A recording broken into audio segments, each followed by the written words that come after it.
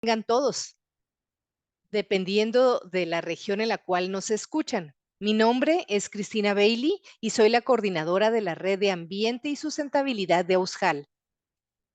Como todos sabemos, vivimos en una profunda crisis socioambiental y sabemos que cada uno de nosotros tenemos la responsabilidad de atenderlos.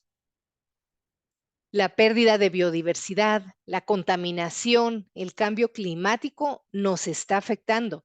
Y no es solo una crisis que anteriormente se consideraba que la íbamos a dejar heredada a nuestros hijos.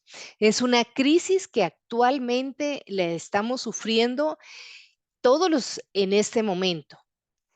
Y hay muchas poblaciones que son más vulnerables que le están sufriendo aún más.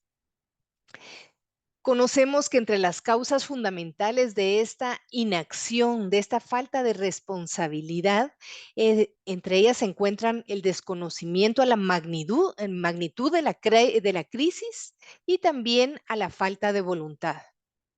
Así que las universidades confiadas a la Compañía de Jesús, que pertenecen a la red de ambiente, hemos estado organizando este seminario de incorporación de la sustentabilidad al currículo, como un espacio en el cual actores de nuestras diferentes universidades puedan compartir qué es lo que están haciendo y de esta forma que sea un aprendizaje para todos. Sabemos de que nuestras universidades han tenido muchos avances, tanto en el tema de la gestión ambiental, tanto en el tema de realizar sus actividades, tanto la investigación, la educación y la incidencia de una forma más amigable con el ambiente.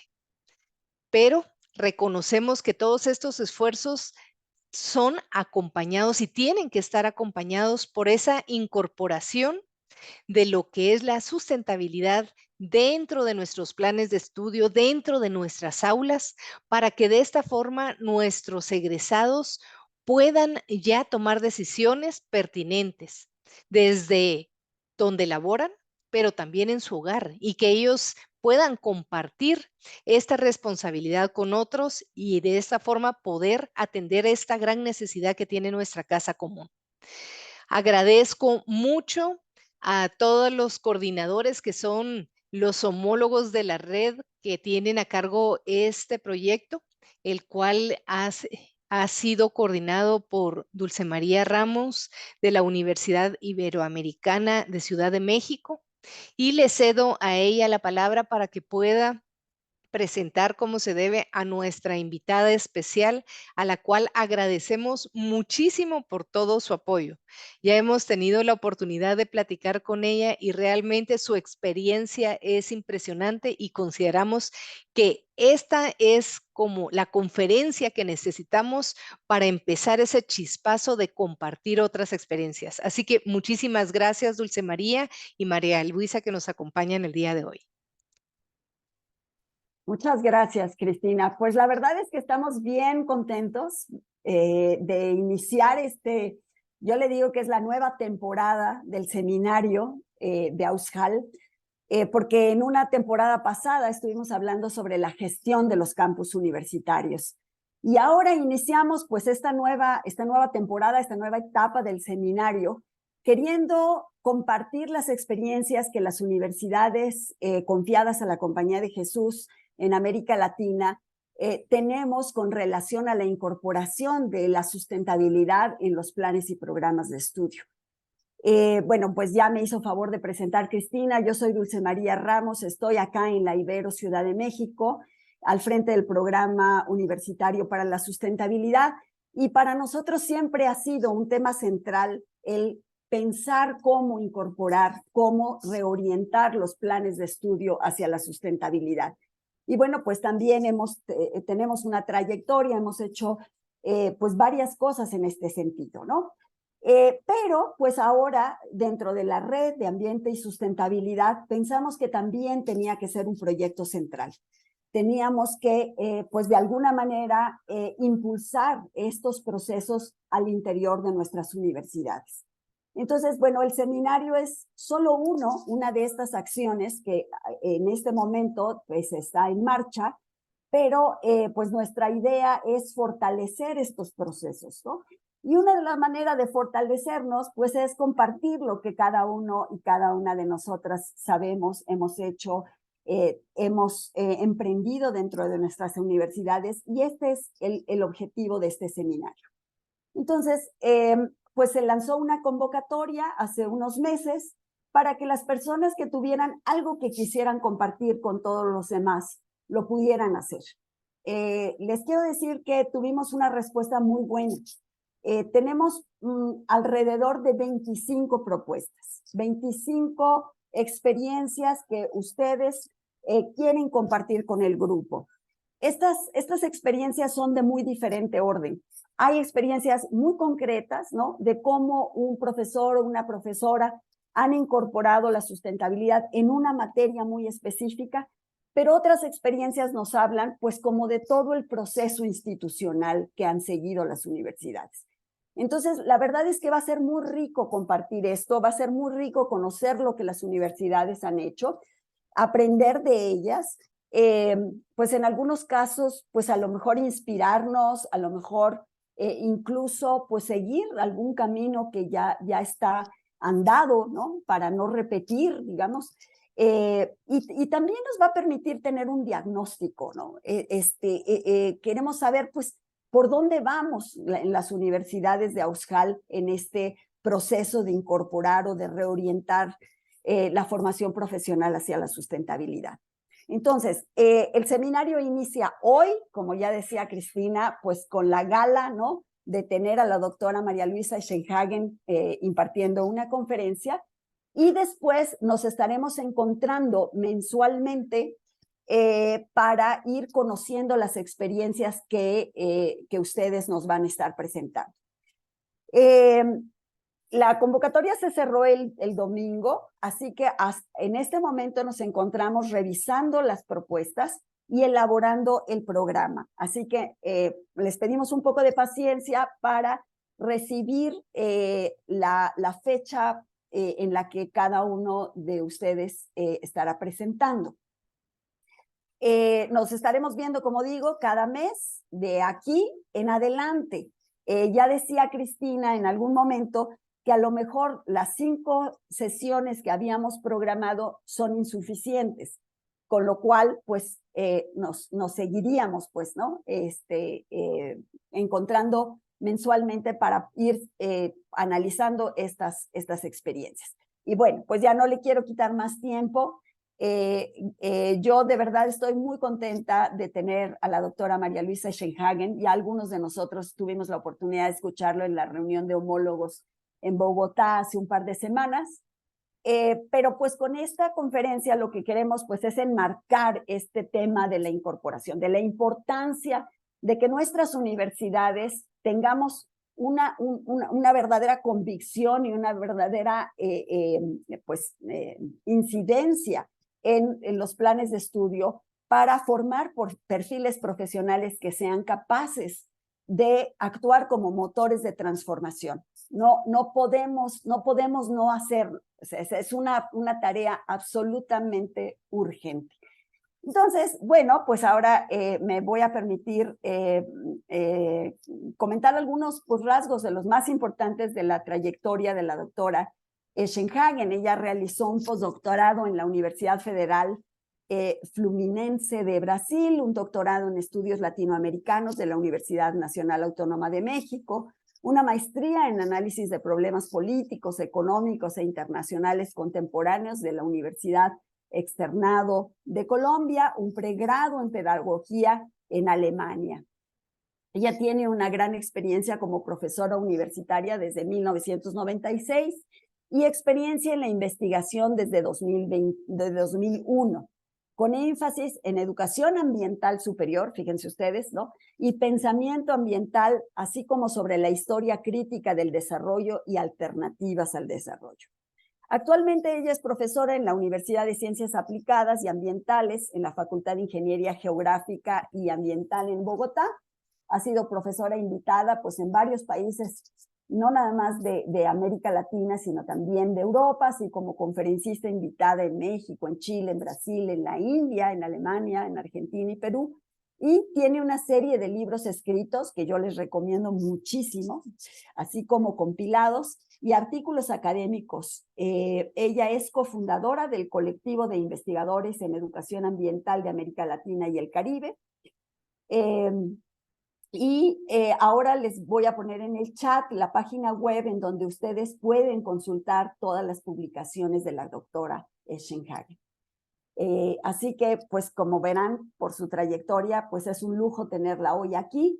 Le agradezco muchísimo, como siempre, su colaboración, su apoyo para impulsar pues estos procesos en nuestras universidades. María Luisa, bienvenida y te dejo el uso del micrófono. Buenos días, buenas tardes ya en la mayoría de nuestros países. Muchísimas gracias por esta invitación. Es todo un gusto poder aquí compartir con ustedes algunas de las reflexiones de esa ambientalización curricular, de esa trayectoria de reflexión sobre el quehacer de las universidades en el tema de la educación, formación ambiental. Y pues la verdad me parece un ejercicio muy valioso el que está haciendo Aushal, ¿no es cierto? Donde efectivamente nos vimos hace unas 2, 3 semanas, que fue todo un placer, y donde había hablado más desde una perspectiva de una crítica a lo que son los ODS, ¿no es cierto? Esa contextualización de la educación ambiental. Y en esta ocasión, con el seminario que ustedes están planteando, lo que quisiera compartir aquí es justamente esa ambientalización de curricular. Voy a compartir aquí pantalla. Entonces, acá. Entonces, la idea es de compartir fundamentar esa educación ambiental superior. Yo sé que esa palabra superior a veces en diferentes países genera un poquito de ruido.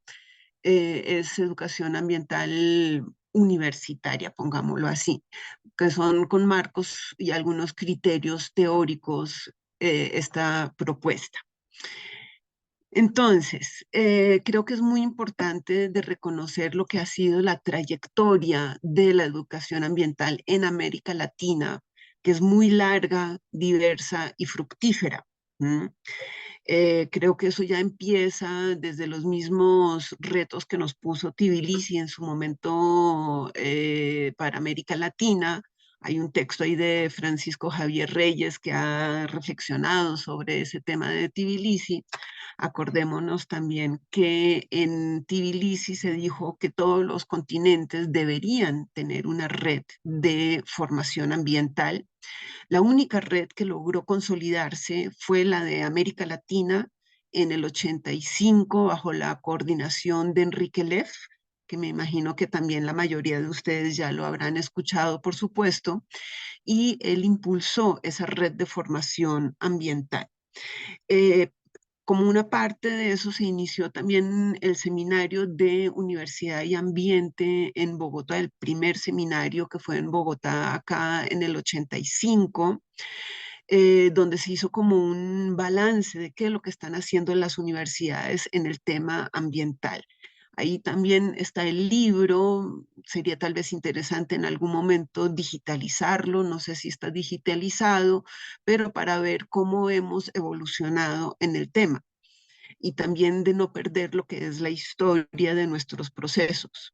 El segundo seminario sobre universidad ambiente se dio en el 99 en Cali, que consideraría es uno de los seminarios tal vez más interesantes que se han denominado bajo esta línea de universidad y ambiente, porque se centró en específicamente lo que es la pregunta por la interdisciplinariedad, porque sabemos perfectamente que el tema ambiental pues no se puede abordar disciplinariamente. Y lo que necesitamos es una mirada interdisciplinaria. Venimos hablando ya hace mucho tiempo de la interdisciplinariedad, pero también sabemos que es un tema difícil, complicado de realmente poner en práctica. También parte de esta trayectoria en América Latina, ¿no es cierto?, están esas revisiones sistemáticas de la educación ambiental en las universidades, como por ejemplo el trabajo de Science del 2012.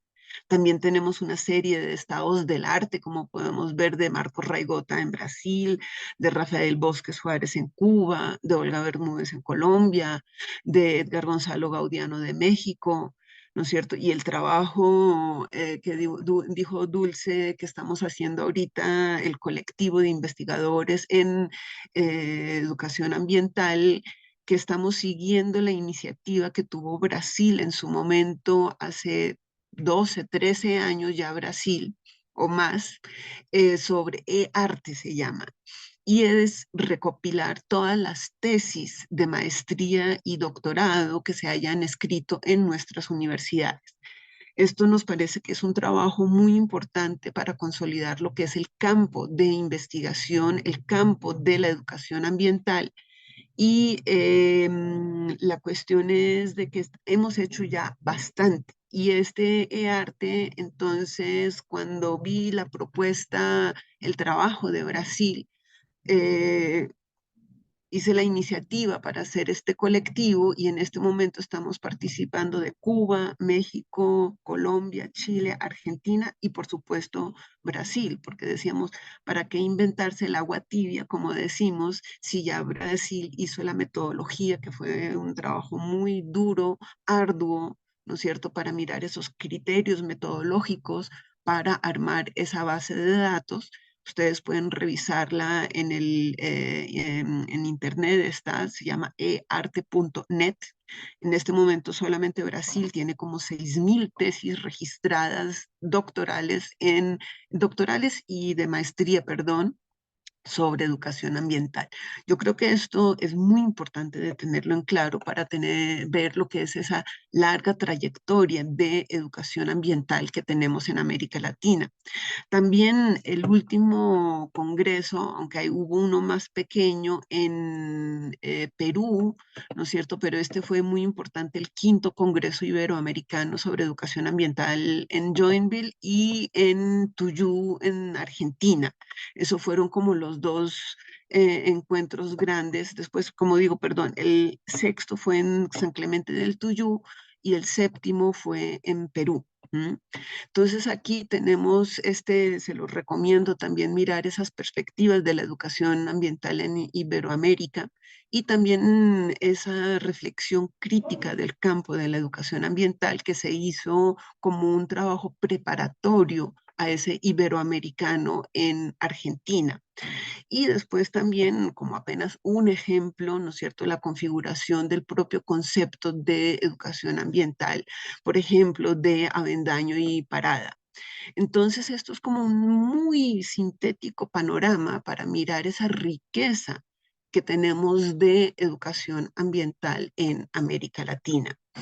Entonces, yo parto de que la educación ambiental, ¿no es cierto?, no está para solucionar problemas instrumentales, o sea, no es una ingeniería, no es una política, no es un derecho ambiental y tampoco no está alineado para promover un solo tipo de desarrollo. Yo creo que es muy importante mirar qué es lo que entendemos nosotros por educación ambiental. Más bien, desde el trabajo que vengo realizando, planteo que la educación ambiental es para comprender y por ello luego podemos alterar las condiciones sociales, económicas y políticas. Ahí estoy siguiendo a Paulo Freire, que dice que la educación es para transformar a las personas y las personas transforman a sus entornos. Entonces es desde esta perspectiva muy clara, ¿no es cierto?, que es comprender y transformarse a las personas para luego sí poder cambiar. Entonces, también es importante entender, bueno, qué es ese problema ambiental. Ese problema ambiental, como ya lo dijo Cristina en su momento, es una crisis civilizatoria muy profunda y que en este momento está avanzando a pasos agigantados. Hace unos días, la semana pasada, salió el informe Rockström de los 9 límites planetarios y están asustados porque efectivamente en un tiempo mucho más corto de lo esperado hemos traspasado 6 de los 9 límites. Entonces el problema ambiental no es un problema técnico, sino es un problema civilizatorio. Por lo tanto, lo que son las universidades, ¿no es cierto?, que es desde donde nosotros estamos aquí trabajando, pensando, es un lugar para pensar, reflexionar, debatir, descubrir, disentir, explorar, aprender, experimentar, criticar, elaborar. Eso es el espacio de las universidades, no para instrumentalizar y reproducir un conocimiento sin reflexión. Yo creo que aquí está un punto muy importante para diferenciar lo que sería una formación tecnológica. ¿Mm? En la formación tecnológica, pues sí, instrumentalizamos, ¿no es cierto? Y reproducimos un conocimiento y lo aplicamos. Pero yo creo que justamente la diferencia de las universidades es justamente ese espacio de reflexionar, debatir y disentir también, y de criticar. Entonces tenemos que rescatar esa autonomía también universitaria. Yo creo que hay un acento muy grande en rescatar esa autonomía universitaria. Entonces, la educación ambiental es para formar criterios ambientales y comprender lo que son las condiciones de la vida. Yo creo que esto es muy importante, lo que son las condiciones de la vida. Eso sería lo que es la educación ambiental. Desde esta perspectiva, entonces, eh, tengo una definición, ¿no es cierto?, que propongo a poner la discusión, ¿no es cierto?, que debe ser entendida como la formación en criterios ambientales de los futuros profesionales de cualquier disciplina, que no debe reducirse ni a girar solo en torno a ofrecer conocimientos científicos sobre aspectos ambientales puntuales, ni capacitar en el uso de herramientas de gestión o normativas legales, ni incorporar aspectos ambiental como un ítem más entre muchos. No, estos conocimientos puntuales se obtendrán por añadidura. Más bien se trata de una formación mucho más amplia que ofrecerá algo mucho más importante, y son los criterios ambientales para poder decidir si esos instrumentos puntuales, efectivamente las normas, herramientas de gestión, ingenieriles, etcétera, efectivamente son o no eficientes y según qué parámetros, y a quiénes o qué perjudicarán o beneficiarán a largo plazo.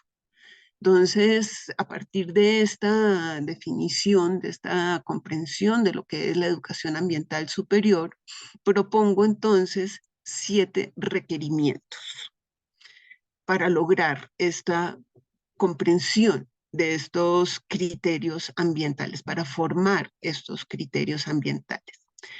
El primer criterio es la necesidad de una contextualización de los problemas ambientales.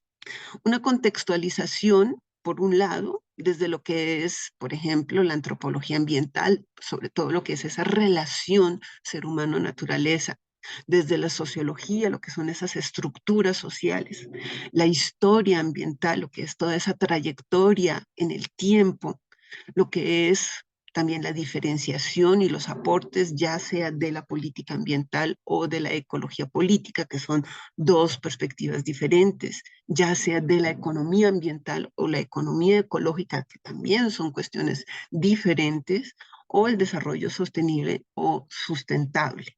Eso sería como desde las ciencias sociales, apenas algunos aspectos, puede haber más desde la psicología ambiental, en fin, hay muchos otros más, pero algunos para esa contextualización de los problemas ambientales.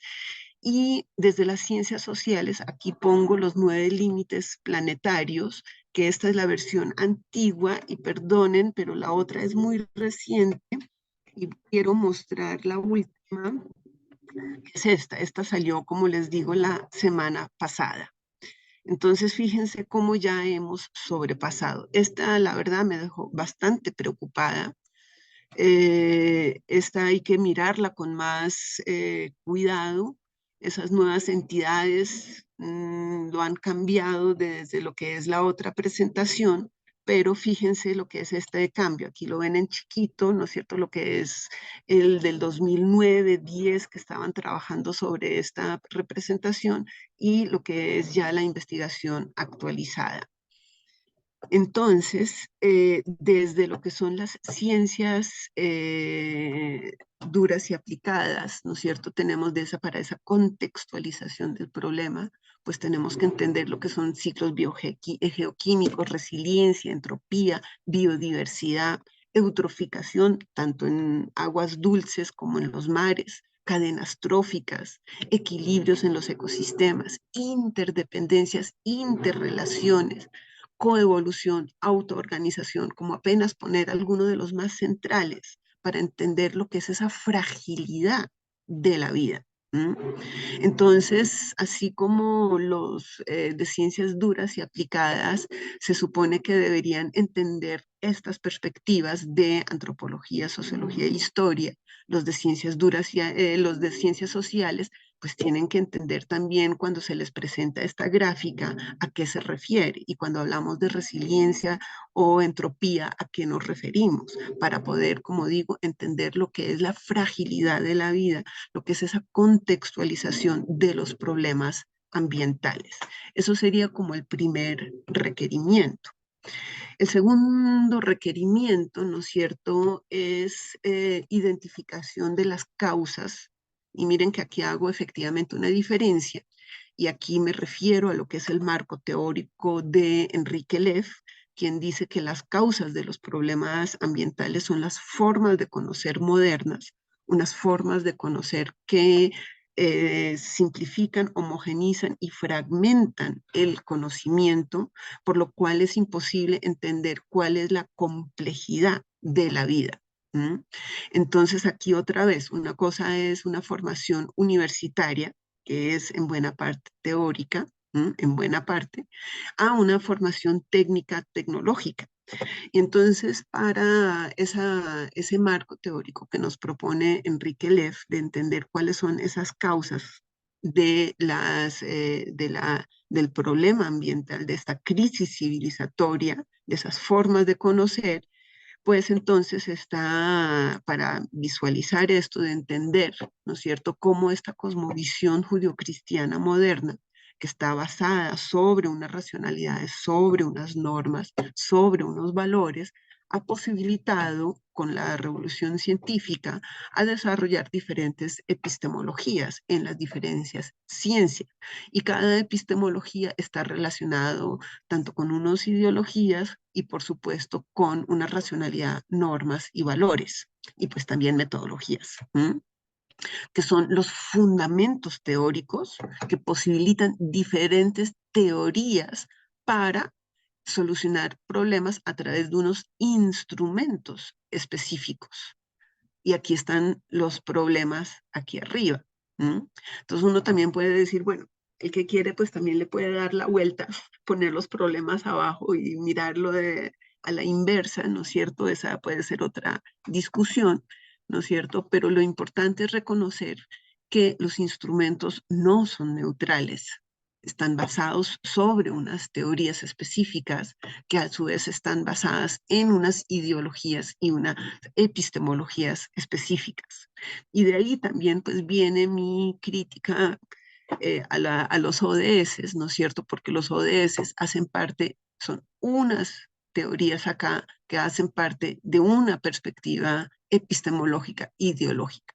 Entonces, parte de lo que sería, lo que digo yo, la tarea de las universidades y lo que es esa ambientalización curricular es esclarecer justamente esto, o sea, qué tipo de instrumentos proveen, qué tipo de formas de conocer. Y que no son los mismos y que hay muchas formas de abordar los problemas ambientales.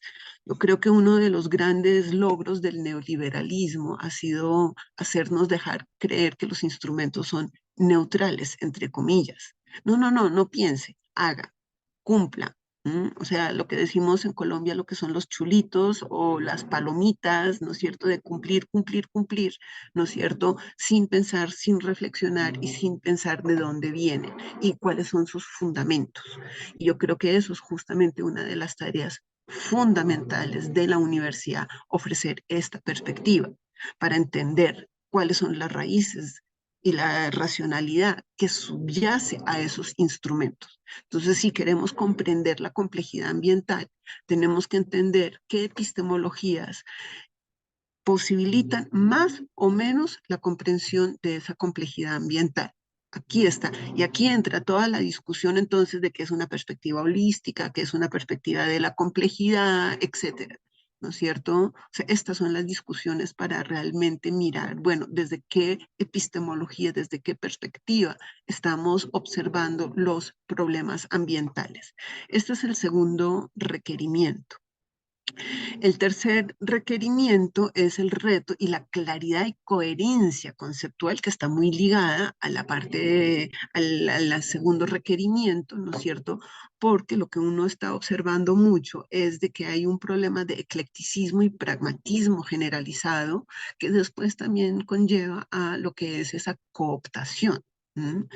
Una cooptación donde yo digo, en el tema ambiental nos encontramos muchas buenas intenciones, ¿no es cierto? Pero digo yo, de buenas intenciones está plagado el camino al infierno también. No podemos ser ingenuos. ¿M? Y yo creo que justamente las universidades tienen ese deber, ¿no es cierto?, de esclarecer cuáles son esas raíces de las propuestas. Entonces, también podemos poner el ejemplo de ambiente y ecología, que es siempre un ejercicio muy divertido que se puede hacer en clase. Bueno, ¿qué es lo que entendemos por eso? Y sobre esa claridad o no claridad, qué tan coherentes pueden ser las propuestas políticas, educativas, de gestión, de lo que sea. O también, ¿cuál es la diferencia entre soberanía o seguridad alimentaria? ¿O cuál es la diferencia entre sostenibilidad y sustentabilidad? Entonces sí es necesario también tener unas claridades conceptuales para tener esas coherencias mayores. Y entonces también es la cuestión de no decir, no, es que hay solamente una definición de ambiente o una de ecología. No, de eso no se trata, sino justamente es mostrar esa diversidad, de reconocer lo que son esos discursos ambientales también, porque me puedo encontrar desde el ecofascismo hasta el ecoanarquismo, todas las colores intermedios que quieran, con todas las tonalidades que hay.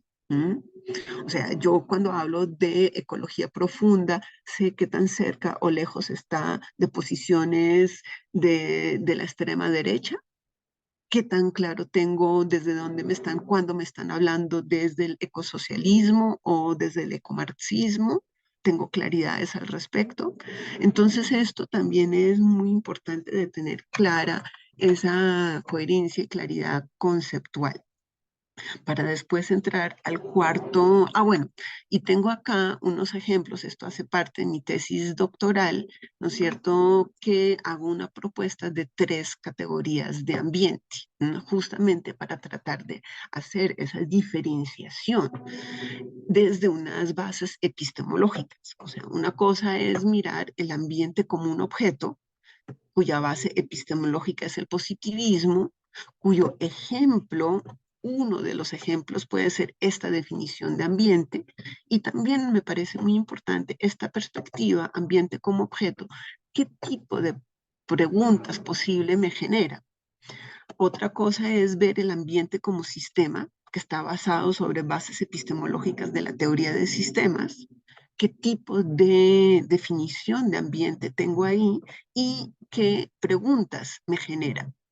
Y el tercero sería ambiente como complejidad, donde estamos ya hablando de ciencias de la complejidad, epistemologías del sur y otras. Entonces esto claramente me da otra definición de ambiente y otras preguntas.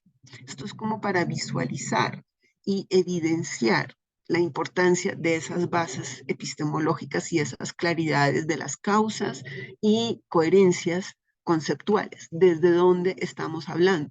Con Catherine y Guita hicimos una tesis de maestría que ahí está en el repositorio de la Universidad Pontificia Bolivariana en Medellín.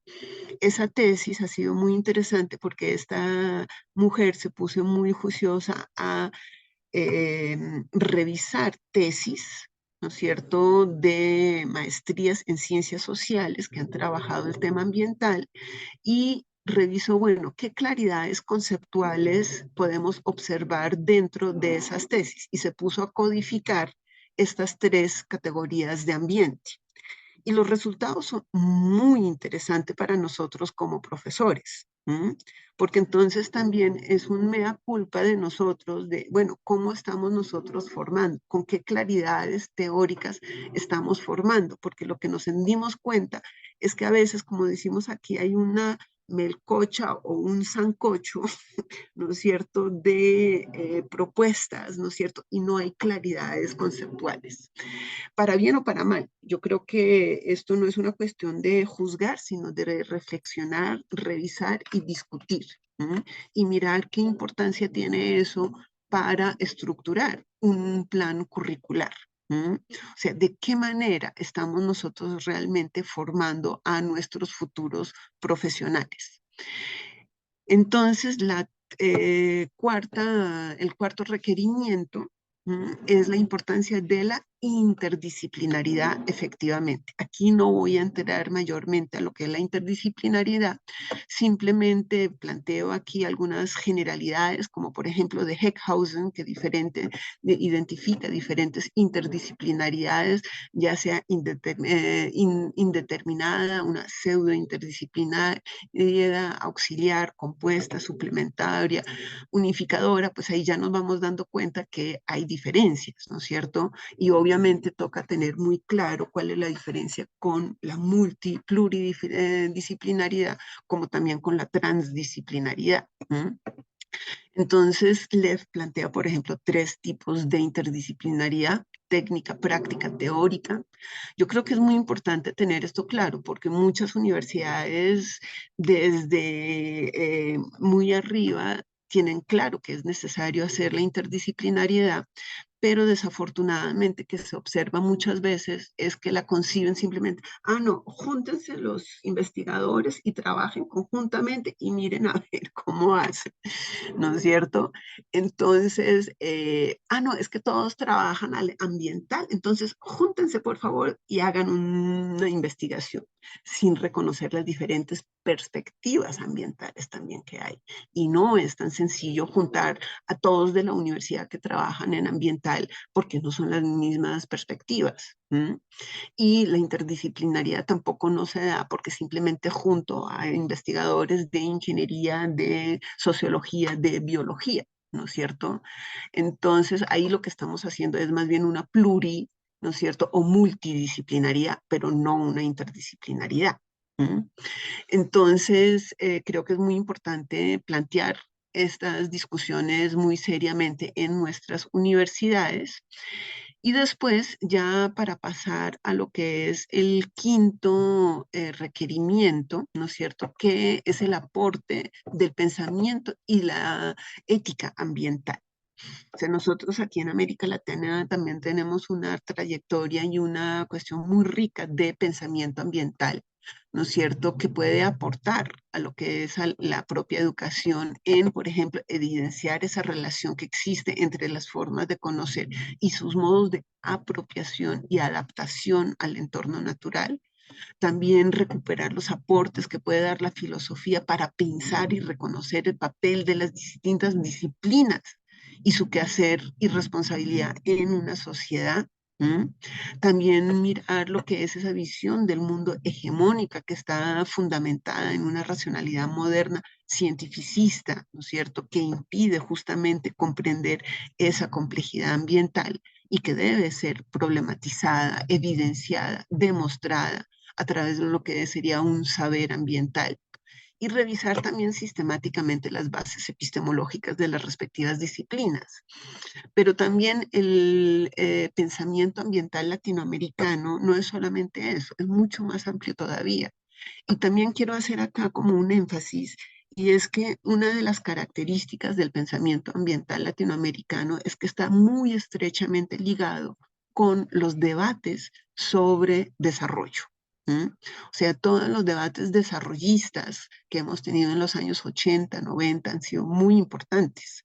Unos debates, pongo por ejemplo Niccolò Gligo con el primer libro que ha sido sistemático de mirar estilos de desarrollo, medio ambiente y estilos de desarrollo para mostrar los impactos.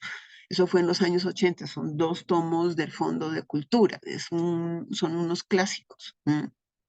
Y después todas las discusiones desarrollistas y cómo América Latina ha planteado una propia posición, ya sea frente a Estocolmo, frente a Río 92, con nuestra propia agenda, frente a Johannesburgo en el 2002, con el Manifiesto por la Vida, ¿no es cierto? O sea, conocemos esos posicionamientos, esos debates, donde yo también entonces digo otra vez, ¿por qué en este momento estamos debatiendo más los indicadores de los ODS, ¿no es cierto? Y no hacemos el debate por el mismo desarrollo, o sea, ¿cuál es el modelo de desarrollo? ¿Por qué se discuten solamente los indicadores y los objetivos y no el modelo como tal?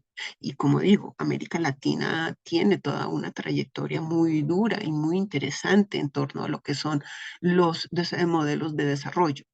Entonces, esa es, y también desde la ética ambiental, por supuesto, ¿no es cierto?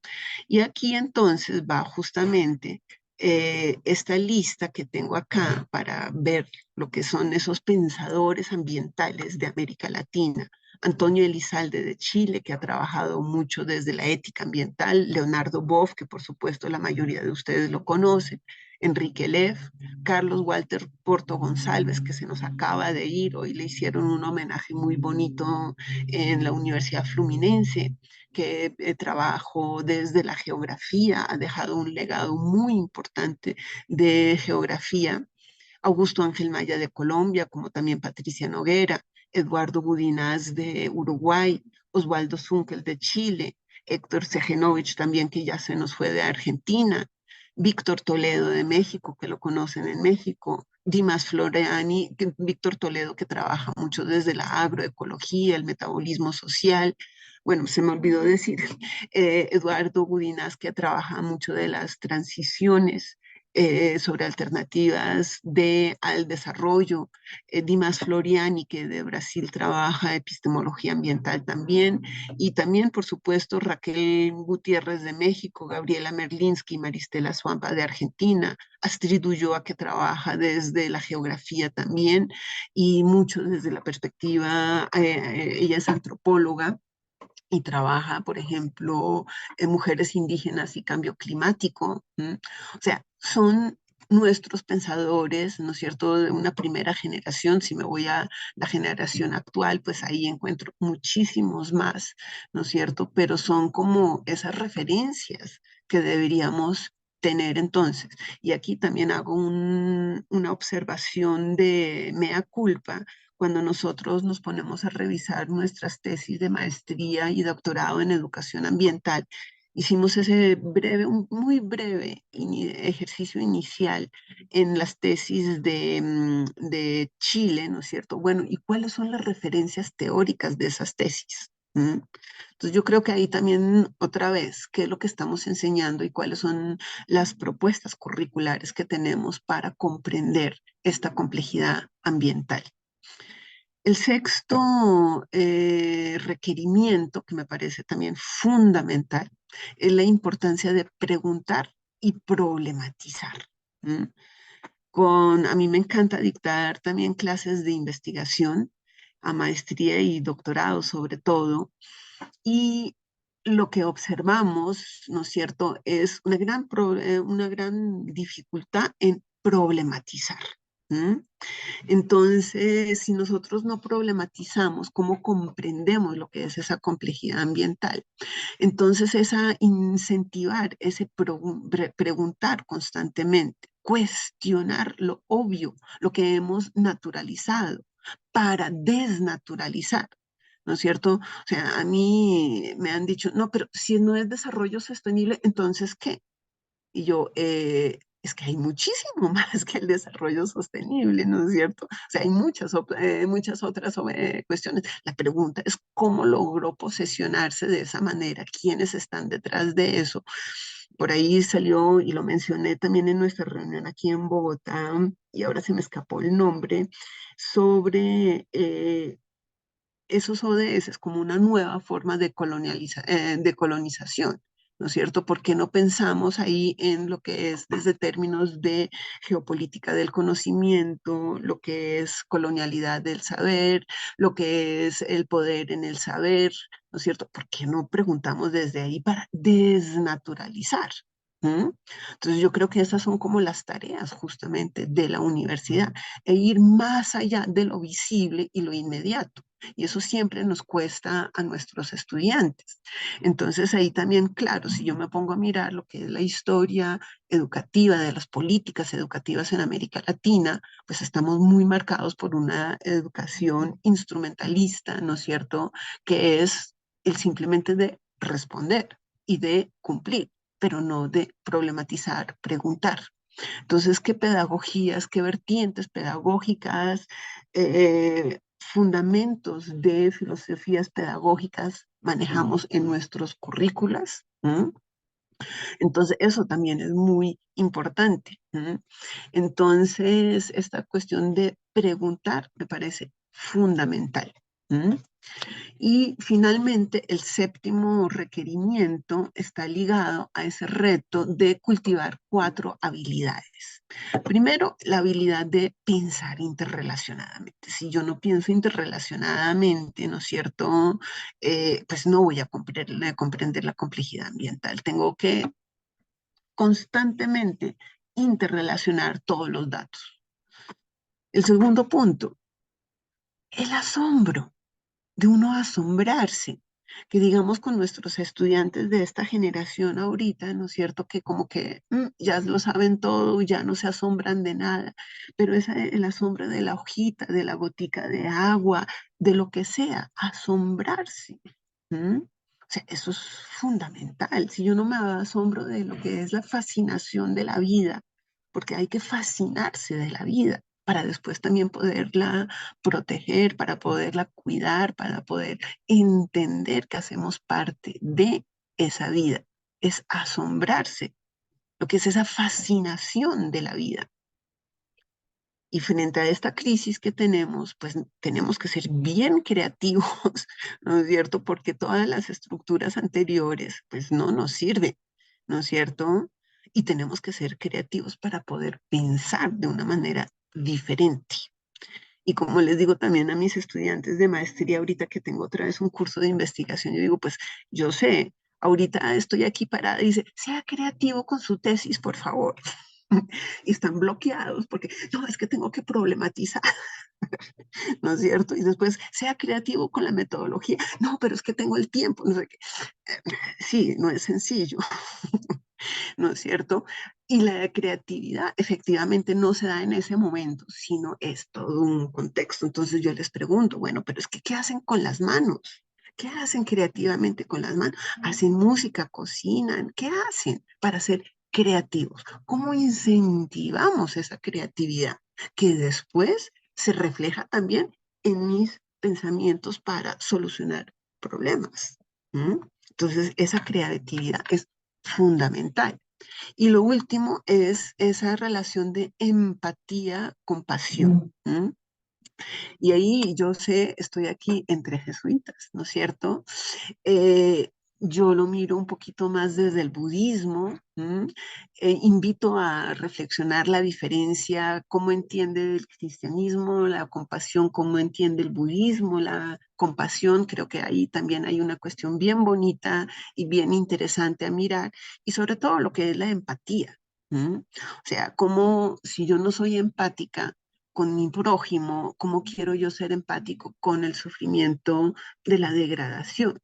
¿Mm? O sea, son habilidades. Entonces pregunto, nosotros en nuestras clases cotidianas, ¿cuándo enfatizamos, cuándo motivamos, cuándo hacemos este trabajo sobre el asombro, sobre la creatividad, sobre la empatía?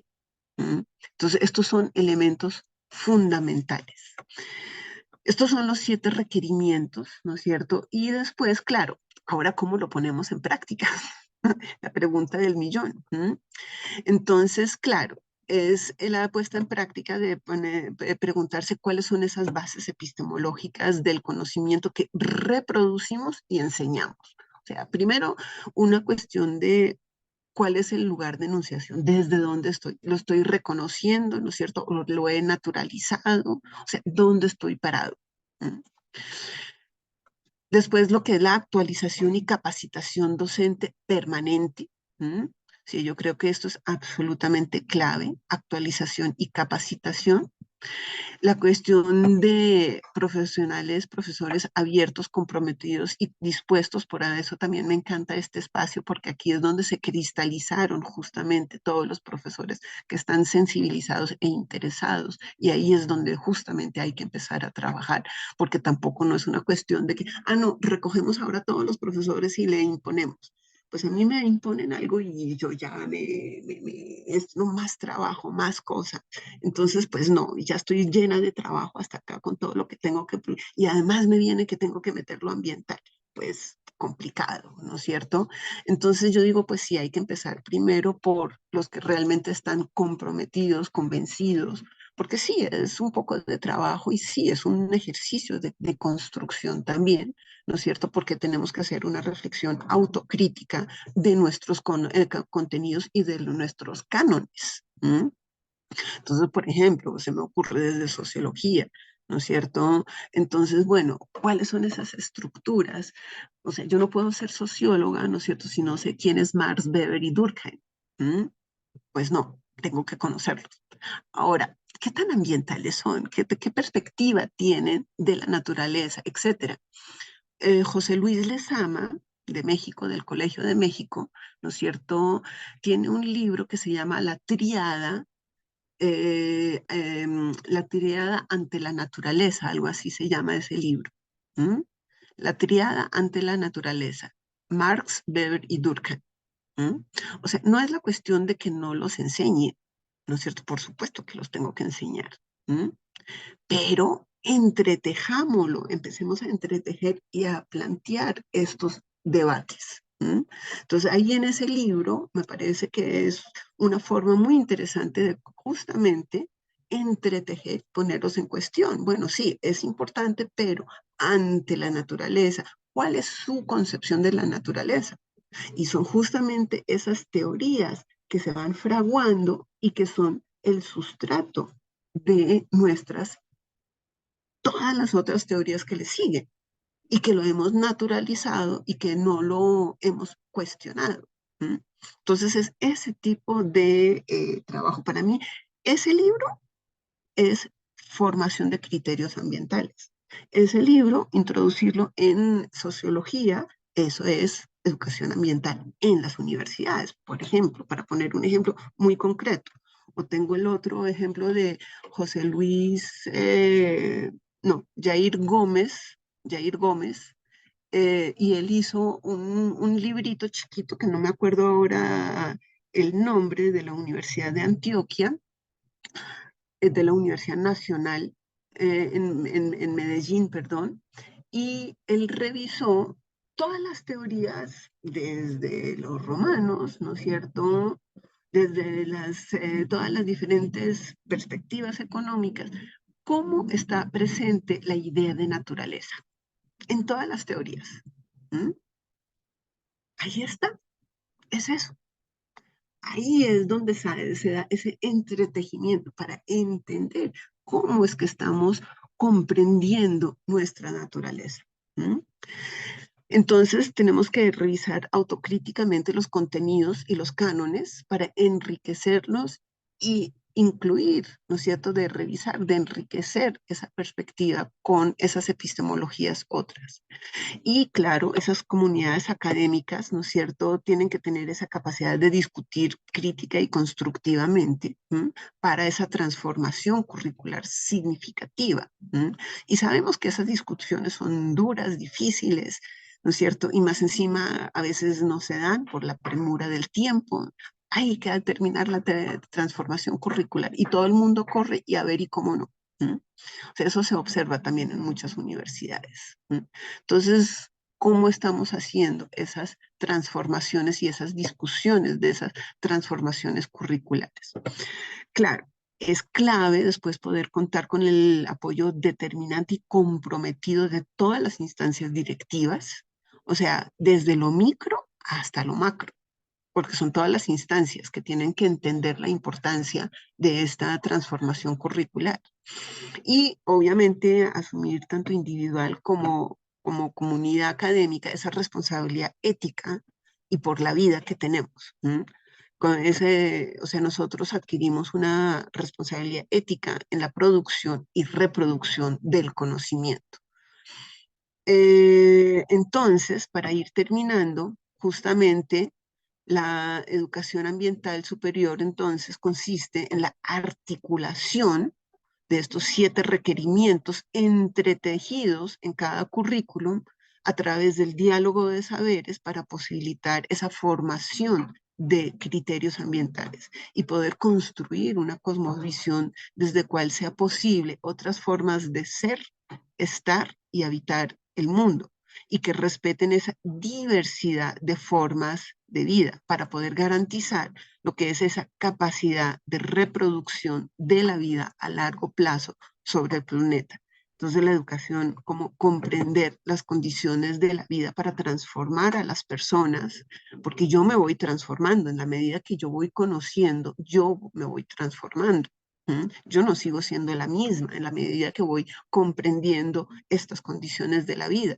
Ayer estoy haciendo una capacitación, justamente un diplomado para profesores en este momento sobre, sobre ambientalización curricular y una profesora de ingeniería vial de transporte, ¿no es cierto?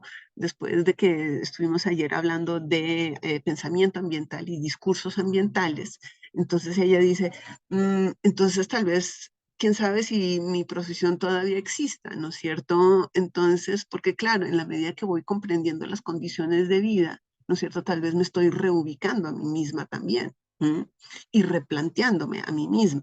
Y ahí es donde se dan lo que son realmente los cambios significativos, porque entonces empiezo a actuar de una manera diferente.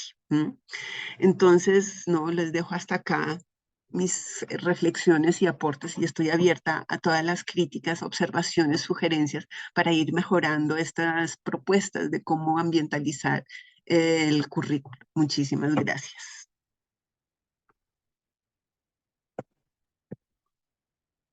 Pues muchísimas gracias a ti, María Luisa. Pues creo que necesitamos revisar, ¿no? Volver a escuchar esta conferencia porque pues es muy rica. O sea, planteas en realidad muchísimas cosas que tendrían que estar nuestras instituciones pues reflexionando, pensando y en todo caso pues modificando, ¿no? Entonces, pues me pareció una exposición pues, muy rica, muy densa, ¿no? Que yo voy a necesitar volver a repasar para poder ir pues, sacándole el mayor jugo, como decía Cristina hace un rato. Bueno, pues tenemos un rato, creo que lo más valioso de todo este espacio pues es justamente el intercambio, ¿no? María Luisa pues ha detonado la reflexión, nos ha propuesto algunas líneas de algunas ideas, pero creo que aquí hay mucho conocimiento, hay muchísima experiencia, entonces creo que si realmente establecemos un diálogo más que preguntas, ¿no? ¿No? Que se vale hacerle preguntas a María Luisa, pero si establecemos un diálogo de, pues, ¿en qué consiste este desafío para nuestras universidades? ¿Qué tanto hemos avanzado? ¿En dónde nos atoramos? Pues si pudiéramos ir como calentando los motores para ir, pues, avanzando en este proceso, ¿no? Entonces, pues adelante con su mano levantada, quien quiera intervenir. Solamente antes de esto, que aquí estoy viendo el chat, ¿no es cierto?, para compartir algunas cuestiones bibliográficas, ¿no es cierto? Ahí acabo de poner el texto de fundamentos, donde yo presento en extensión lo que son estos 7 requerimientos, que al final también hay 3 ejemplos concretos, cómo se puede hacer esa ambientalización. Y una de las cuestiones que siempre he tratado de hacer es de poner mucha bibliografía justamente para profundizar y seguir leyendo sobre los temas. Entonces ahí les dejo el texto. Gracias, María Luisa. Y también aquí en los comentarios, en el chat más arriba, yo les volví a poner la página web donde están las publicaciones de la doctora, por si quieren revisarlo, ¿no? Y bueno, pues ya acá Josefina tiene su mano levantada. Adelante, Josefina, te escuchamos. ¿Qué tal? Muy buenas tardes desde la Ciudad de México. Muchas felicidades a la doctora, excelente exposición, muy interesante todo lo que nos dice acerca de la cuestión ambiental, y creo que en esta parte que toca desde el punto de vista de las ciencias sociales, creo que yo le agregaría algo más, la parte jurídica, porque la parte jurídica también en los países de América Latina es primordial. Si no tenemos una legislación que regule todas las cuestiones ambientales y que realmente se dé a conocer, porque en el caso, por ejemplo, de México, pues es un derecho humano, el derecho a un ambiente sano, que se relaciona con el derecho a la salud. Entonces, hacer muy puntual que son temas transversales y que son temas que tienen que ser legislados precisamente porque América Latina tiene su propia propuesta y que tiene que ver con este modelo de sociedades que comentó la doctora. Entonces, yo creo que también es importante hacer conciencia en los estudiantes de que existe la problemática, pero que también en los países están comprometidos a legislar en materia ambiental. Esa sería mi propuesta, porque muchos de las problemáticas que tenemos en materia ambiental, pues también está esa parte, ¿no? Esa parte jurídica que regula y que en muchos países todavía no se lleva, no está tan formalizada. Por ejemplo, yo sé que Colombia es uno de los países que tiene legislación ambiental, Brasil, pero también hay países que todavía están muy incipientes porque no lo ven como una problemática como tal o todavía no lo concientizan, como dice la doctora. Entonces, y que la cuestión ambiental es transversal con todos los derechos humanos. Si nosotros no tenemos un derecho humano a un ambiente sano, pues difícilmente lograremos los demás derechos humanos, ¿no? Y lo vimos en el periodo posterior a la pandemia, como pues ambiente y bienestar, como ahora se maneja a nivel internacional, pues es fundamental. Si nosotros no cuidamos la cuestión de la contaminación, el cambio climático, el calentamiento global, la biodiversidad, pues no vamos a gozar de una salud y lo estamos teniendo como una problemática en los países. Esa sería mi aportación. Muchas gracias. María Luisa, ¿quieres reaccionar a eso?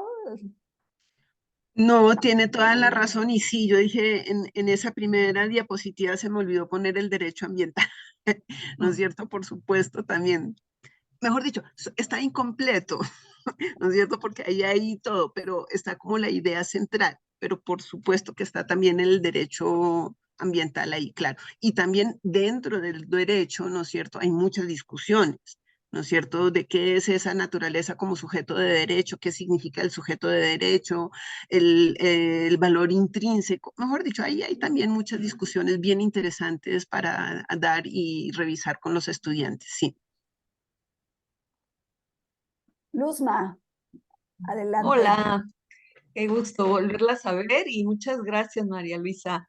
Muy interesante todo lo que propones. Yo lo que estoy pensando es al momento de ya capacitar a todo el grupo de profes y profesoras, que es muy importante este último punto de todo el apoyo de las altas autoridades, pero sobre todo hacer una sensibilización muy, muy importante para que haya esta interacción entre las mismas áreas y hacerlo a nivel de, no sé, de direcciones, de coordinaciones, se vaya bajando y crear capacitación híbrida, ¿no? Presencial y en línea. Porque va a haber gente muy ocupada que va a decir, no, pues yo no tengo tiempo de irme a formar y yo ando como que con muchas cosas. Y entonces que haya esta posibilidad de armar cursos de capacitación en línea y también, pero yo creo que lo más importante es la sensibilización con estos datos que decía la colega última, de toda la gravedad y de lo que va a ser que va a continuar haciendo, porque la Ibero ya hace muchas cosas para poder darle ya pues una extensión a toda de manera ya transversal, ¿no? Para mí yo creo que eso es muy, muy importante. Esa sería lo que puedo yo contribuir. Gracias, Luzma. Yo creo que María Luisa está completamente de acuerdo y como todos estamos completamente de acuerdo de la importancia, pues, de que las autoridades sean las primeras, ¿no? Que muestren con hechos, ¿no? Que muestren con hechos su motivación, su interés, su voluntad para pues, para reorientar los planes y programas de estudio, ¿no? Pues eso es fundamental, ¿no? Sí, o sea, ahí totalmente de acuerdo. Y justamente lo que acabas de decir de los tiempos, ¿no es cierto? Aquí la UPTC, la Universidad Pedagógica de Tunja, ¿no es cierto? Entonces estamos haciendo justamente el esfuerzo de una capacitación docente, un diplomado, que es de 6 a 10 de la noche. Entonces en eso, en esas estoy en este momento, ayer hasta las 10 de la noche. Pero es bien interesante y ahí se inscribieron como 30 profesores, en este momento hay todavía 20, yo creo que ahí se va a quedar porque yo creo que la primera clase es siempre como mirarse, realmente me interesa, esto realmente va conmigo o no, y otra vez, los que se quedan, esos son los importantes para seguir construyendo. Pero eso entonces también, o sea, desde la vicerrectoría se tomó la iniciativa, ¿no es cierto?, para hacer este espacio del diplomado. Efectivamente, eso es como los aportes, los apoyos que se tienen que hacer, totalmente. ¿Alguien más que quisiera hacer algún comentario o alguna pregunta? Ya está Claudia, por favor, adelante. Muchas gracias. Un momentito aquí en lo que prendo mi cámara y todo. Sí me escuchan, ¿verdad? Sí, adelante. Bueno, pues yo, la verdad es que muchísimas gracias, muchas felicidades. Está súper interesante esto. Y bueno, a mí me hace reflexionar mucho, ¿no? Me ha invitado mucho a la reflexión sobre, sobre todos los retos que tenemos. De pronto sí sentí con esto que acaba de mencionar, ¿no? María Luisa, sobre el curso de 7 a 9 de la noche, ¿no? Que estamos casi en un apostolado en estos temas ambientales, que estamos comprometidos, ¿no? En que nos preocupa y que quisiéramos hacer más y que efectivamente como parte de esta complejidad que estamos viviendo ambientalmente, pues también toca a la educación, ¿no? Eso. Entonces hay como también muchas escalas y niveles en las que tendríamos nosotros que pues, tratar de tener una injerencia o una participación y que de pronto esto es súper difícil porque además estamos con 1000 actividades todos, ¿no? Entonces eso también es como no sé, como que algo que a mí me hace, bueno, ser un poco realista o tratar de ser realista porque a lo mejor quiere uno abarcar mucho y de pronto pues es muy difícil, ¿no? Y hay así como muchos retos. A mí una de las cosas que más me ha inquietado en mi docencia y en toda esta problemática en la educación es justamente los lenguajes. Los lenguajes que de pronto se manejan como desde ciencias sociales, o sea, ¿cómo podemos tener como lenguajes unificados, ¿no? Para entendernos, porque todavía tenemos, o sea, la realidad, bueno, lo que yo he visto, no sé, ustedes supongo que también, es que pues muchas cargas disciplinares, ¿no?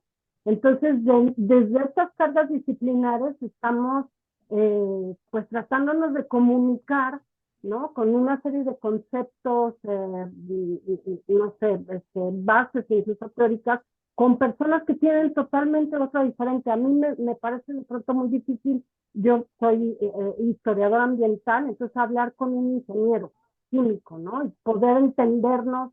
Entonces, ¿cómo podemos esto? A mí es como una de las cosas que más me ha interesado, y ahora con estos 7 puntos creo que es muy importante, ¿no? En el primer punto que menciona María Luisa de la contextualización, establecer estos, digamos, como lenguajes comunes para poder entenderlos, ¿no? Y de cada uno, de verdad que está padrísimo, creo que vamos a seguir seguramente discutiéndolo, porque surgen muchas ideas y muchas pues inquietudes que seguramente todos estamos teniendo ahora. Y bueno, nada más agradecer, quería compartirles esto, ¿no? Y agradecer por la invitación y bueno, pues estaremos en contacto por acá. Gracias. Me encanta esta observación sobre los lenguajes, ¿no es cierto? Porque ahí es justamente donde empieza la dificultad de la interdisciplinariedad. ¿M? Y efectivamente, yo me acuerdo, nunca voy a olvidar una discusión con un ingeniero químico hablando de qué es poder. Entonces yo le pregunto, bueno, pero ¿qué es lo que entiendes por poder? Y me sale con la definición RAE. Y yo, a ver, despacio, un momento, no. Y ese día, ¿no es cierto? Cuando él me salió con esa definición RAE de poder, y yo dije, pero no, es que no, no, a ver, me salió ese mamarracho que le digo, ¿no es cierto? De esas bases, cosmovisión, bases epistemológicas, ¿no es cierto? Él me incentivó, me retó a visualizar, porque los ingenieros funcionan más con visualizar. ¿Mm? Entonces, es también como encontrar cómo encuentro esos caminos de esto. Ahora, no sé de si lenguaje unificado, no sé, yo tendría mis problemas con eso, ¿no es cierto? Pero por lo menos como una aclaración base. En este momento aquí en Colombia estamos en el proceso de actualizar la política de educación ambiental, que Colombia fue uno de los primeros países en plantear la política de educación ambiental en el 2002. Entonces, en este momento están haciendo un ejercicio muy interesante de participación desde comunidades, las regiones, en todo esto, ¿no es cierto? Y me gustó también mucho que ellos también dijeron, bueno, ¿cuáles son nuestros conceptos centrales? ¿Qué entendemos por estos conceptos? ¿Mm? Porque justamente, efectivamente, tenemos esa dificultad. Bueno, ¿qué entendemos por ambiente? ¿Mm? Entonces, si no tenemos esos mínimos necesarios en común, ¿no es cierto? Y no es para unificar, para homogenizar, porque ahí caemos otra vez en el problema, ¿no es cierto? Pero sí como esa necesidad de aclaración. Como yo siempre digo a los estudiantes, y más desde las ciencias sociales, ¿no es cierto? O sea, esa objetividad no existe. ¿Mm? O sea, no existe. Y a eso con los ingenieros a veces les genera como inquietudes, ¿no es cierto? Pero yo digo, lo único hay es como esa honestidad para decir desde dónde hablo, ¿no es cierto? O sea, cuál es mi punto de partida para explicar. ¿Mm? Entonces, sí, yo en ese sentido digo, el marco teórico que me ofrece Enrique Leff para entender lo que es la problemática ambiental, para entender lo que es la crisis civilizatoria, ¿no es cierto? De cómo me explica qué es el saber ambiental, qué es la racionalidad ambiental, qué es la complejidad ambiental, qué es el diálogo de saberes. O sea, él me está ofreciendo unos conceptos con unas definiciones muy claras con las cuales yo puedo trabajar, ¿no es cierto? Entonces yo digo, yo me siento identificada y yo trabajo, o sea, parte de esta propuesta de los 7 requerimientos obviamente no hubieran sido posibles sin mi querido maestro, ¿no es cierto? Mi maestro del alma, que lo es porque él me dirigió mi tesis doctoral, ¿no es cierto? Entonces es mi base. Entonces yo digo, listo, sí, yo hablo desde acá. ¿M?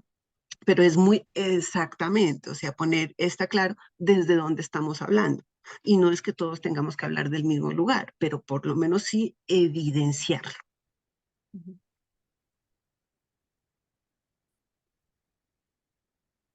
Sí, sí, yo, como yo tengo como yo dirijo aquí la palabra, entonces yo voy a intervenir. Y creo que eso es fundamental y lo hemos estado como dejando cada vez más claro en la RAS. A pesar de que estamos ahí, personas que estamos trabajando el tema quizás desde hace mucho tiempo, incluso entre nosotros, incluso en el mismo grupo, tenemos nuestras diferencias en enfoques, ¿no? Nuestros discursos, etcétera, que sí es necesario al menos discutirlos, reflexionarlos. Ahora que estuvimos en el encuentro presencial, nos reunimos con la red de responsabilidad social universitaria y ahí encontramos aún más diferencias, ¿no? Aunque se considera la responsabilidad ambiental como parte de la responsabilidad social universitaria, ¿no? Y que hay gente también ahí comprometida, etcétera, también encontramos ahí todavía más diferencias, ¿no? Entonces, creo que sí, eso es un punto de partida, ¿no? Fundamental para seguir avanzando. Clau. Muchas gracias y pues también me uno a los agradecimientos por este trabajo que nos presentas, que pues es parte de toda esta trayectoria que llevas y es bastante claro, ¿no? Pues el camino que has recorrido para hoy con esta generosidad compartirnos esto. Entonces, pues de entrada un agradecimiento muy grande. Y también pues como compartir mis preocupaciones y algunas, tengo miles de preguntas, pero una de ellas a partir de lo que nos presentas. Y tiene que ver con esto que ya han comentado, ¿no? Que ya lo comentó Claudia, que ahora lo comentó también Dulce. Y es que, bueno, yo estoy totalmente de acuerdo en que necesitamos esta claridad conceptual, que no es por definir un concepto per se, sino porque es entender desde dónde estamos diciendo lo que decimos y porque eso me gustó mucho cómo lo expusiste porque me dejó ver con esta claridad cuando tú planteabas las preguntas que nos surgen a partir de la concepción de ambiente. Entonces vemos que no es una cuestión de yo llegar y definir ambiente y qué bonito y ya me la sé y me voy, sino es cómo yo conceptualizo esto, cómo lo entiendo, entonces qué tipo de propuestas voy a hacer, ¿no? Entonces, ese es un trabajo clave y estoy totalmente de acuerdo. Y entonces al escucharte como que me entraron un montón de preocupaciones y de angustias que tienen que ver con lo que veo en las universidades, lo que veo en nuestra universidad, que es, estamos atravesados también por este modelo neoliberal en la producción académica, en la cual somos muy obedientes también para seguir este sistema de vamos a los puntitos y sí, sí, sí, ahora corro para acá, corro para allá. Lo que necesitamos para esta claridad conceptual es tiempo, es detenernos, es pensar, es reunirnos, ¿no? Entonces acá era como, bueno, ¿cómo resistimos a este sistema?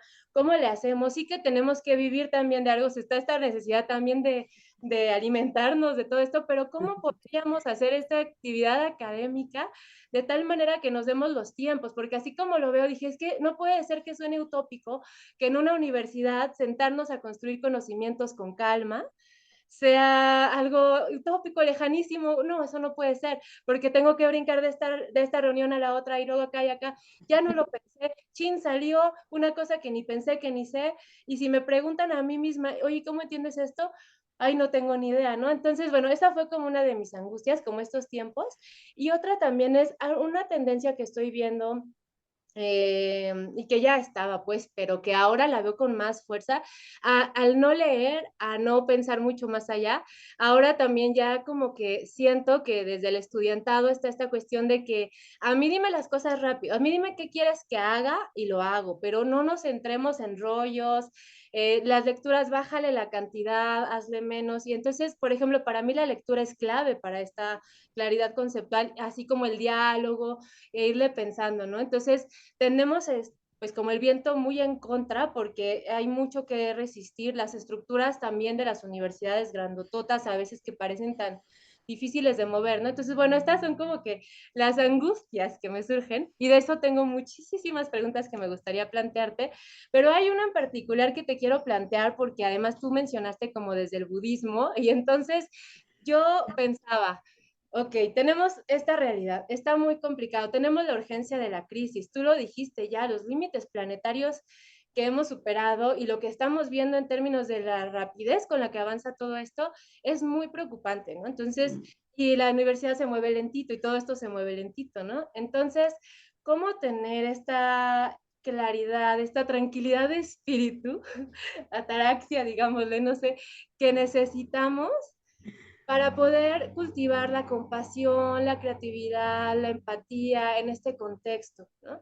Esa es la pregunta que me gustaría plantearte de las otras miles para no seguir aquí en catarsis con mis angustias. Muchas gracias por compartir y es súper importante compartirlo. Y súper importante, creo yo, de socializar estas inquietudes para mirar cómo encontrar esos espacios. O sea, tú mencionaste muy clavemente el asunto del tiempo, que es una cosa muy angustiosa. Y parte de esa modernidad, esa neoliberalización, es justamente esa aceleración de la vida. A mí siempre me gusta mucho este Byung-Chul Han, este filósofo que siempre como que pone el dedo en la llaga de nuestros problemas. Por ejemplo, La Sociedad Paliativa, ese libro me encantó, pero muchos otros de él también, que es como un llamado de atención, oiga, ¿en qué sociedad estamos viviendo?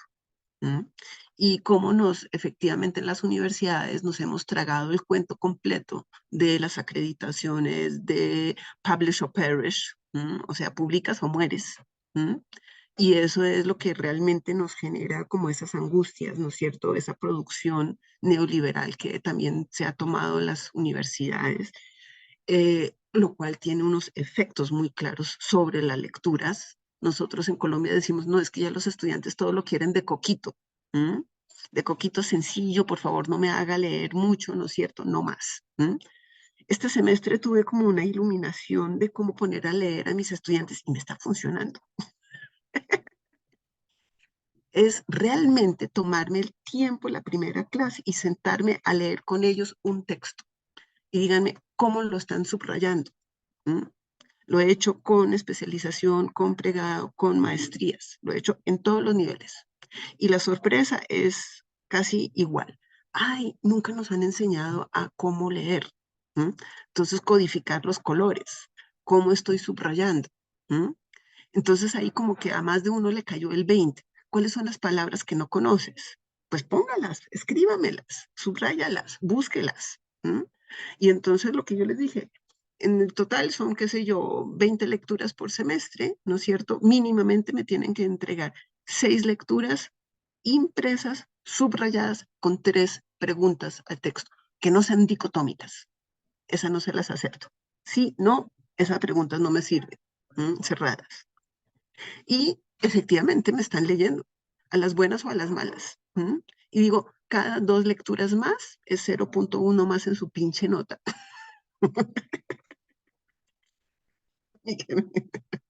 Pero me estoy dando cuenta que de repente dicen, oiga, como que sí me sirve esto, y que entonces otra vez un mea culpa. O sea, ¿cómo estamos formando?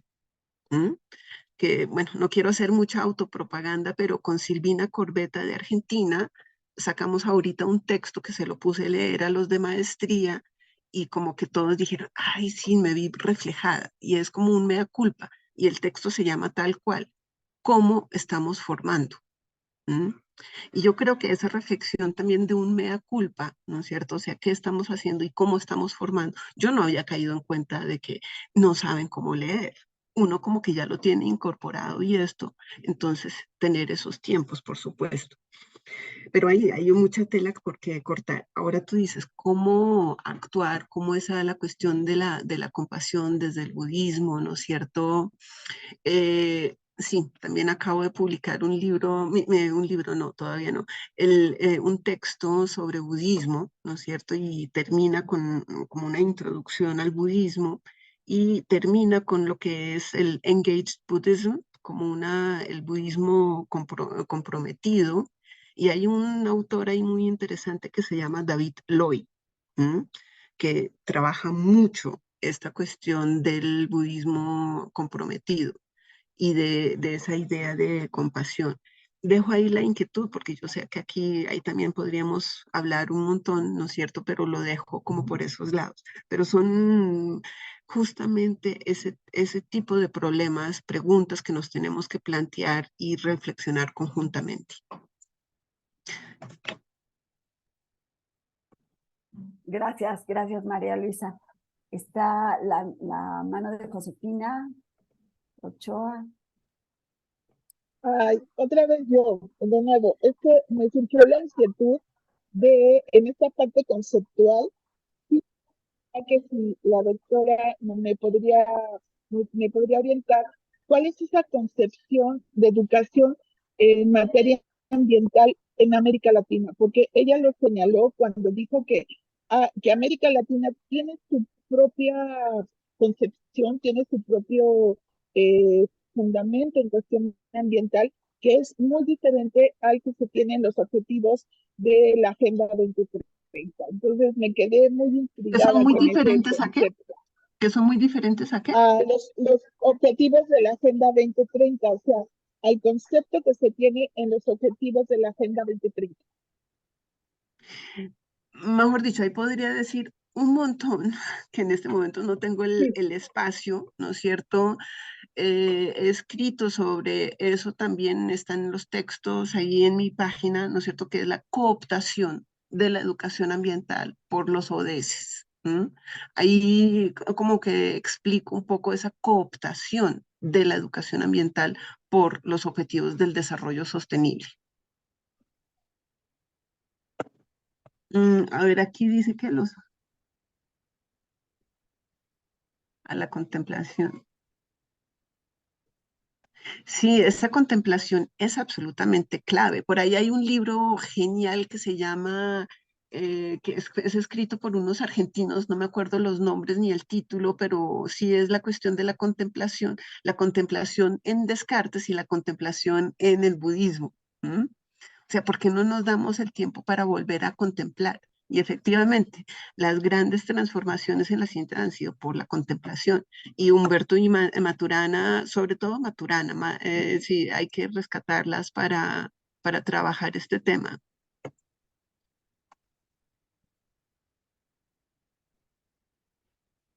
¿Habría algún otro comentario, alguna otra pregunta?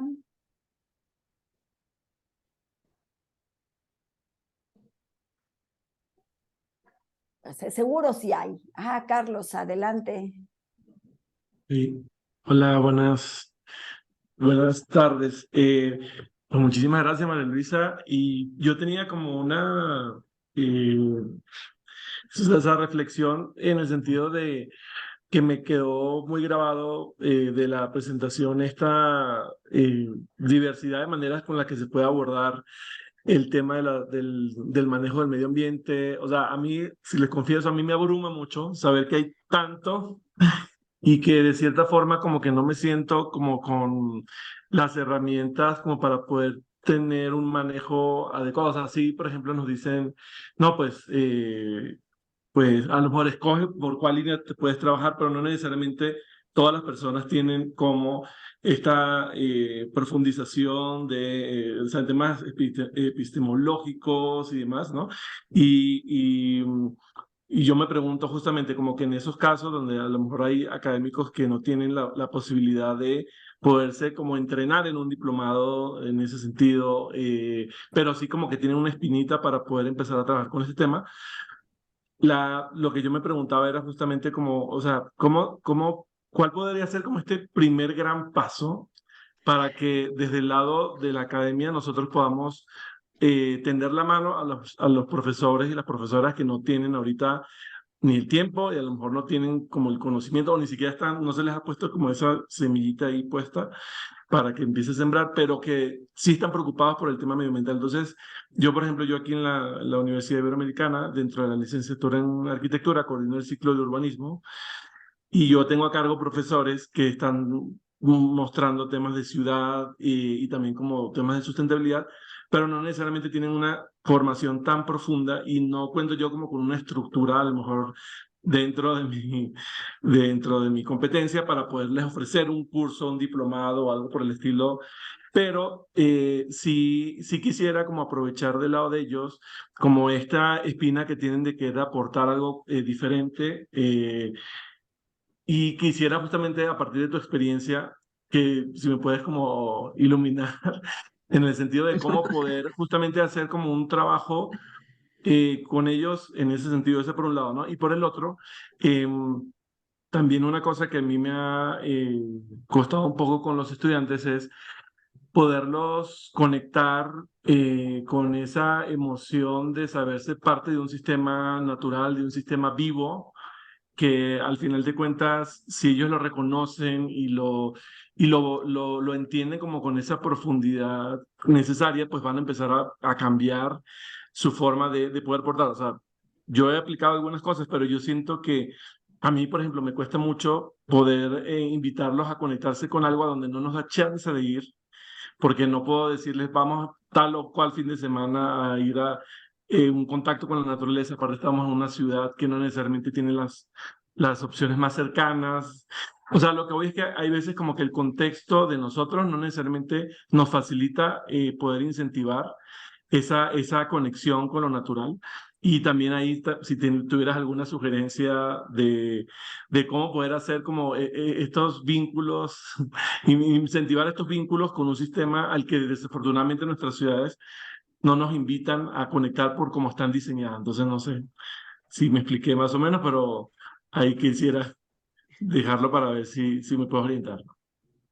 O sea, lo primero que siempre pregunto en cualquier espacio, si hay unos espacios de mayor interacción, es ¿cuál es tu deformación?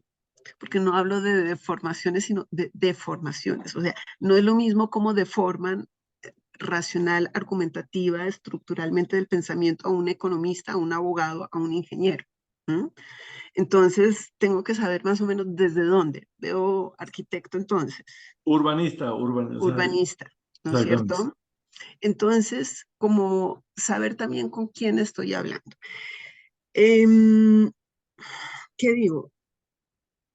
Esta misma inquietud, ¿no es cierto?, de que, wow, yo no sabía de cuántas cosas y eso que no he detallado realmente y hay mucho más. ¿Mm? Hay un texto que tengo ahí de marcos teóricos, paradigmas y esto de cómo leer, es que se me olvidó otra vez el texto es del 16, que es justamente todos los diferentes puntos de enunciación desde donde puedo mirar lo ambiental. Ayer también los profes dijeron, y hubo una profe en especial que dijo, me dejó totalmente abrumada. Yo, sí, son tiempos, espacios cortos, ¿no es cierto? Y hay mucho, y ella también, ella venía de ingeniería de transporte, que decía de infraestructura, y dijo así como, wow, yo no tenía ni idea que en lo ambiental había tanta discusión y tanta cosa, ¿no es cierto? O sea, yo creo que ser honestos y decir, no sé, es importante. ¿Mm? Y también, como digo, o sea, no es una cuestión, o sea, la peor pregunta es la que no se hace. ¿Mm? Y también entonces la pregunta es, ¿cuáles fueron sus formaciones en las universidades para en este momento no tener las herramientas, pero las buenas intenciones? ¿Mm? Entonces, ahí está justamente la pregunta. Y lo que yo siempre digo es que, o sea, primero nos tenemos que formar a nosotros, no hay de otra. O sea, ¿cómo quiero ser yo profesora si yo no me formo? O sea, todos los que estamos aquí somos profesores y todos sabemos que para dictar una buena clase de 1 hora, o sea, son mínimo 4 o 5 horas bien preparadas, si es que queda bien ese tiempo. A veces son mucho más. ¿Mm? O sea, si quiero hacer una buena clase, o sea, yo tengo que quemarme las pestañas. ¿Mm? Entonces yo me tengo que formar primero para poder esto. Y sí, hay mucho ahí en este tema. ¿Dónde empezar? Pues son a través de las inquietudes y afinidades propias por dónde meterse.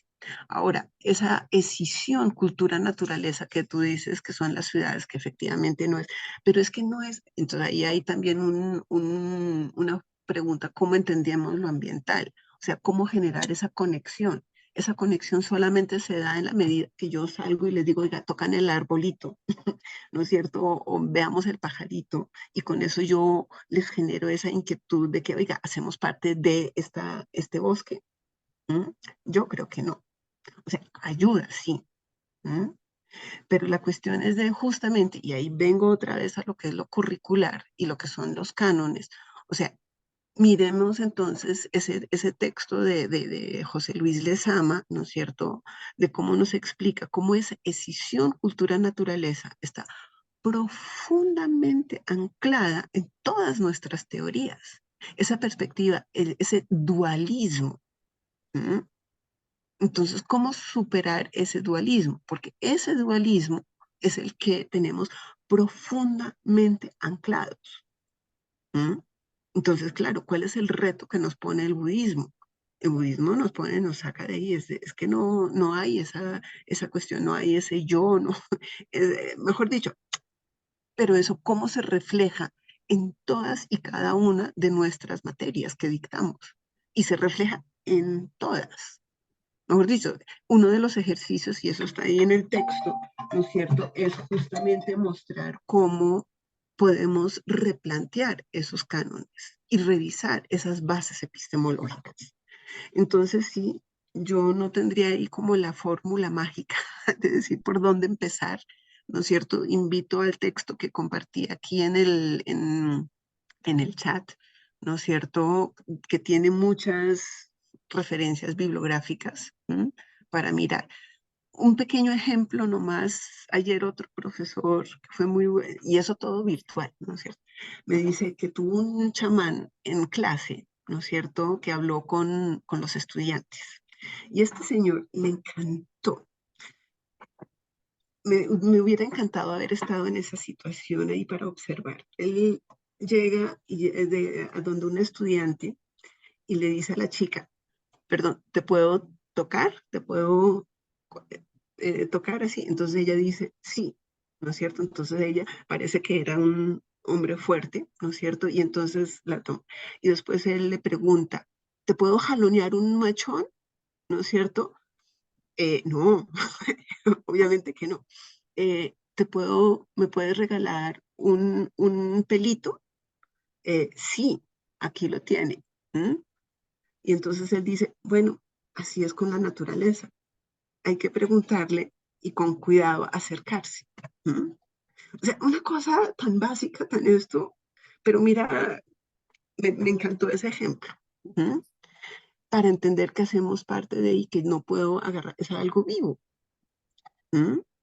Pero entonces ahí está. El conocimiento moderno, el método científico, ¿no es cierto? ¿Qué es lo que ha hecho? Ha cosificado, objetivizado al mundo, ha convertido todo en una cosa, en un objeto que se puede medir, cuantificar, planificar, explotar. Planificación urbana, ¿no es cierto? Ahí está, ¿no es cierto? Y ahí, por ejemplo, pongo el libro de Morris Berman, ¿no es cierto? El reencantamiento del mundo. Ese reencantamiento del mundo, o sea, cómo se desencantó. Y él tiene una parte ahí bien bonita para mirar qué efectos tiene el hecho, o sea, cuál es nuestra concepción, nuestra idea de medir. Por ejemplo, por ahí nos podemos ir. O sea, ¿qué efectos tiene eso sobre la sociedad, sobre los valores, ¿no es cierto? Morris Berman, el reencantamiento del mundo. Ya está en PDF. Es bellísimo. Yo con un ingeniero ambiental que le dirigí la tesis, y todo el tiempo le decía, no, es que tiene que leer lo que es el Morris Berman, ¿no es cierto? Y obviamente durante la tesis no tenía el tiempo, pero después lo leyó y cuando lo terminó de leer, ay, profe, ya sé por qué me lo recomendó, está genial. ¿No es cierto? Entonces es como ir entrando por esos lados. Y para decir también que esa escisión cultura-naturaleza es una cuestión muy profunda.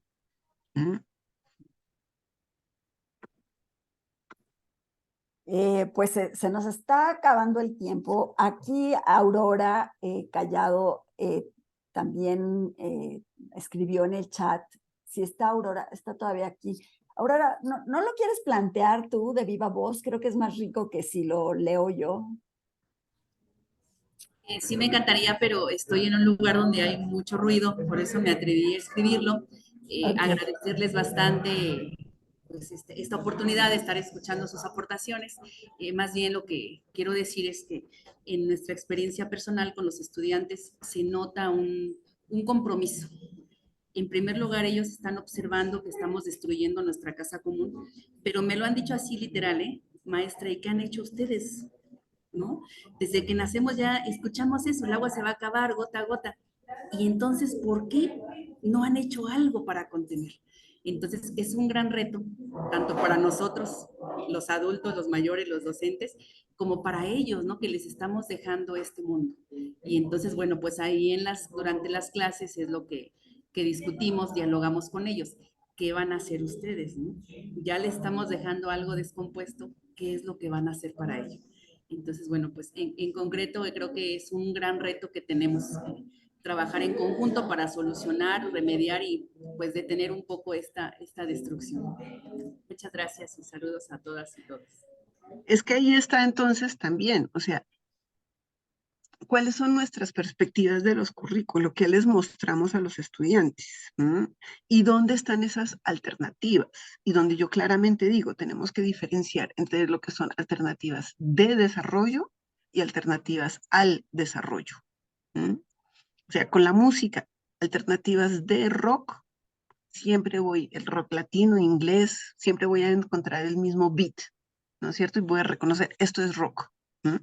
Alternativas al rock, hombre, es todo menos rock. Entonces, ¿qué son alternativas al desarrollo? Todo menos desarrollo. ¿No es cierto? O sea, ¿por qué no nos ponemos a pensar en eso? Y ojo, pilas, hay muchas propuestas que se están haciendo desde los movimientos sociales, pero no lo estamos visibilizando. Entonces, si yo formo aquí ingenieros, ¿cuál es la perspectiva de trabajo que se les da? Ah, no, que trabaje en el ministerio, que trabaje en las grandes empresas, que trabaje acá. Y yo le digo, no, mire, aquí hay movimientos sociales y los movimientos sociales también necesitan a gente capacitada para poder reivindicar sus derechos, sus problemas, ¿o no? Y son también espacios de trabajo. Porque yo necesito también un buen ingeniero químico, lo que sea, cuando hay una contaminación, que me diga, oiga, esto es el problema, ¿o no? Pero entonces, ¿qué es lo que les estamos enseñando? Y que conocemos además nosotros mismos de esas alternativas al desarrollo. Entonces, yo creo que ahí esos justamente todos los elementos que hay que mirar. Ahorita que te sigo viendo, Carlos, ¿no es cierto? O sea, urbanismo, planificación, para ver a qué es lo que me refiero de estas otras estructuras de pensamiento que tenemos que recoger. Y me acabo de acordar de esa conversación que yo tuve con Richard Sennett, que estuvo con Saskia Sassen en la Universidad Pontificia Bolivariana, donde estuve trabajando. Yo la verdad no conocía a los dos, ignorancia, mea culpa, ¿no es cierto? Pero la universidad me puso al lado de Richard Sennett. Ah, no, porque usted sabe hablar inglés. Y alguien tiene que poder hablar con él para no dejarlo solo. Y yo digo, bueno, listo, acepto. Y mira que encontramos un lugar de común de comprensión en esa planificación urbana.